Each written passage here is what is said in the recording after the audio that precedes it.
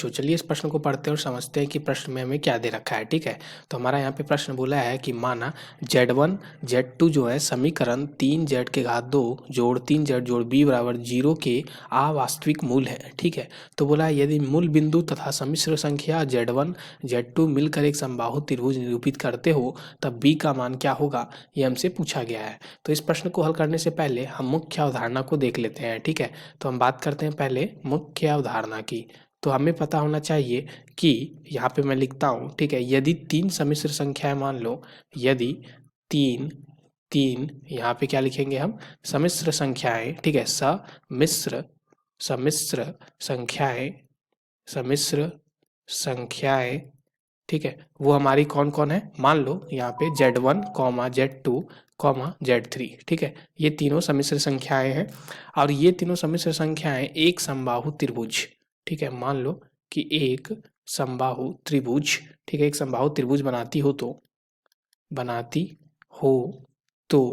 तो इनके बीच का जो हमारा यहाँ पे, ठीक है, इनके बीच का जो हमारा यहाँ पे एक हमारा गुण एक सूत्र होता है इनके बीच का, तो यहाँ से हम इनके बीच के रिलेशन का, तो वो होता है Z1 का घात 2 जोड़ Z2 का घात 2 जोड़ Z3 का घात 2 बराबर Z1 Z2 जोड़ Z2 Z3 जोड़ Z3 Z1। ठीक है, ये हमारा होता है इन दोनों के बीच का, यहाँ पे हमारा कुछ ऐसा रिलेशन होता है। ठीक है, अब देखो यहाँ पे अगर हम बात करें तो दूसरा चीज़ हमें पता होना चाहिए कि मान लो कोई द्विघात समीकरण ax के घात 2 जोड़ bx जोड़ c बराबर 0 दिया हुआ है, तो अगर इनके जो मूल हैं वो हमारे अल्फ़ा और बीटा है मान लो। ठीक है, तो यहाँ पे अगर हम बात करें तो अल्फ़ा जोड़ बीटा यानी मूलों का योग जो होता है उसका सूत्र क्या होता है, -b/a, और जो मूलों का गुणनफल होता है उनका सूत्र क्या होता है, c/a। ये हमें पता होना चाहिए। अब इस प्रश्न को हल कर लेते हैं यहाँ पे। तो हमें प्रश्न में बोला गया है कि 3z के घात 2, ठीक है, 3z के घात 2, फिर हमारा क्या है 3z जोड़ b, यहाँ पे है 3z जोड़ b बराबर 0। ठीक है, तो इसका जो अवास्तविक मूल हमें दिया गया है कि इसका जो मूल है वो अवास्तविक है, यानी कि काल्पनिक सम्मिश्र संख्या है। हमारा यहाँ पे Z1 और Z2 है मान लो। तो सबसे पहले अगर हम Z1 जोड़ Z2 निकालें तो वो क्या हो जाएगा, -b/a, यानी कि यहाँ पे माफ़ कीजिएगा, यहाँ पे क्या हो जाएगा -b/a और -b, b यहाँ पे क्या है हमारा, तो 3 है। ठीक है, और a भी 3 है, तो यहाँ पे हम लिखते हैं -3/3 जो कि -1 आ गया।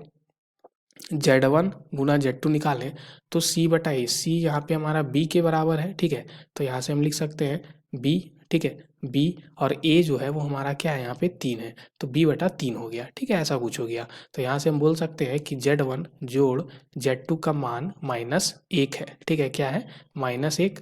और यहाँ पे अगर हम बात करें कि Z1 Z2 का जो गुना है वो b/3 है। ठीक है, ऐसा कुछ आ चुका है अभी अगर हम देखें तो यहाँ पे जो हमें पता है कि एक मूल बिंदु Z3 है, माना कि Z3 जो हमारा क्या है, मूल बिंदु, ठीक है, मूल बिंदु है मान लो, तो इसका जो मान होगा वो तो 0 होगा।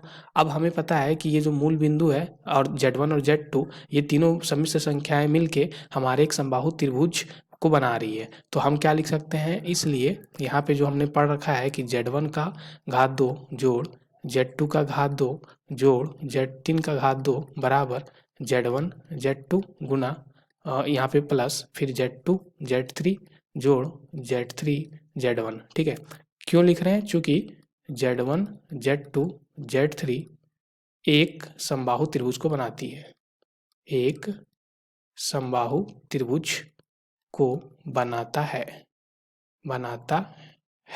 इसलिए हम ऐसा लिख पा रहे हैं। अब यहाँ पे हमारा चूंकि Z3 जो है वो हमारा 0 है, इसलिए हम क्या लिख सकते हैं, इसलिए यहाँ से हो जाएगा कि Z1 का घात 2 जोड़ Z2 का घात 2 बराबर Z1 गुना Z2 बन जाएगा यहाँ पे। ठीक है, और ये हमारा जो Z3 वाला जो था वो सबके सब 0 हो गए। ठीक है, अब यहाँ पे अगर हम देखें तो ये हम क्यों लिख पा रहे हैं, क्योंकि चूंकि Z3 जो है वो हमारा 0 यहाँ पे हमने रख दिया है।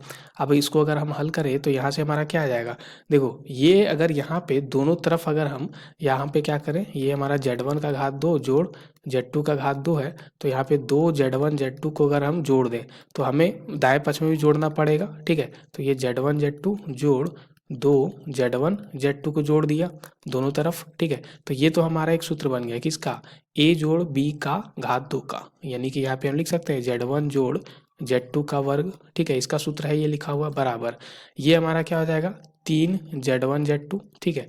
अब देखो यहाँ पे हमें Z1 जोड़ Z2 का मान हमने निकाल रखा है, वो हमारा क्या है -1 है, ठीक है। तो यहाँ पे हम रख देते हैं, तो ये हो जाएगा -1 का वर्ग बराबर 3 Z1 और Z2 का जो हमारा गुणनफल है, ठीक है, वो हमारा b/3 है, ठीक है। तो यहाँ पे हम रख देते हैं b/3, तो यहाँ से क्या आ जाएगा 1 बराबर b बन जाएगा, यानी कि b का मान क्या आ गया 1 आ गया। तो हमसे यही पूछा गया था कि b का मान क्या होगा, तो दिए गए विकल्पों में हमारा पहला विकल्प देखो यहाँ पे सही है। आशा करते हैं आपको इस प्रश्न का हल समझ में आ गया होगा। धन्यवाद बच्चों।